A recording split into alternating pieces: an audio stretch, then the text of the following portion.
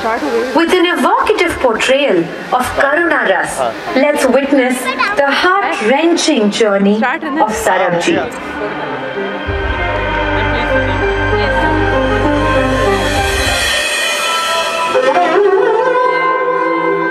ये कहानी है एक मासूम किसान सरबजीत सिंह की।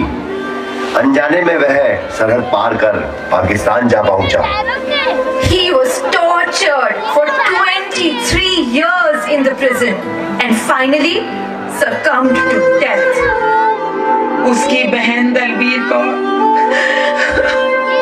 की लाख कोशिशों के बावजूद उसे रिहा नहीं करवा पाई। He became a victim of Pakistan politics, who denied him justice, falsely accusing him to be Manjeet Singh.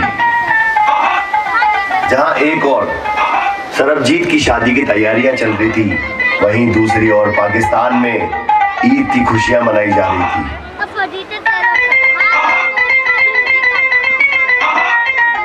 ओए सरबजीत, तेरी शादी पक्की करके आ रहे हैं। चल बगड़ा बगड़ा पाले।